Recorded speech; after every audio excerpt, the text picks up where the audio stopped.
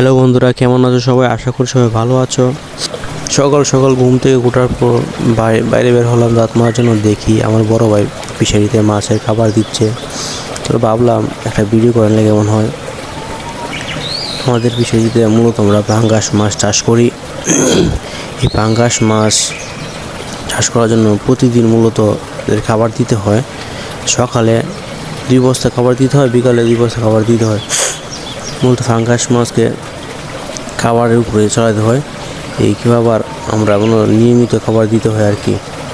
এই পাঙ্গাস মাছ মূলত আমরা 3 মাস পর্যন্ত লালন পালন করে দিই। 3 মাস কি 6 মাস, 3 থেকে 6 মাসের উপরে আমরা যদি লালন পালন করা হয়, খাবার রাখা হয়, তাহলে লস হয়ে যায় আর কি। এই পাঙ্গাস মাছ আমরা কিছুদিনের মধ্যে বিক্রি করে ফেলবো, তাই এখন বেশি বেশি করে খাবার দেওয়া হচ্ছে। আপনারা দেখতেই পাচ্ছেন পাঙ্গাস মাছগুলো প্রায় 800 গ্রাম 900 গ্রামের মতো হয়ে গেছে। অতি দ্রুততার সঙ্গে আমরা এগুলো বিক্রি করে দেবো।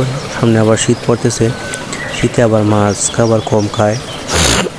এই কথা বিবেচনায় রেখে আমরা পাঙ্গাস মাছগুলোকে নিয়মিত খাবার দিতেছি বিক্রি করে দেওয়ার জন্য, যাতে দ্রুত বড় হয়। আর এই পাঙ্গাস মাছগুলো যত খাবার দেওয়া হয় দ্রুত বড় হয়। আর খাবার কম খেলে সমস্যা হয়। শীতে মাছ খাবার খায় না, তখন দেখা যাবে মাছের ওজন কমে যাব আর আমাদের অনেকটা টাকা লসের সম্মুখীন দিব।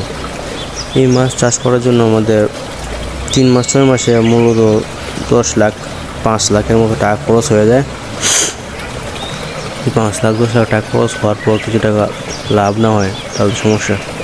উনি মূলত আমার এক বড় ভাই, ওনাকে রাখা হয়েছে আমাদের ফিশারিতে মাছগুলি খাবার দেওয়ার জন্য, ফিশারি দেখাশোনার জন্য। আমাদের আরও অনেকগুলো ফিশারি আছে।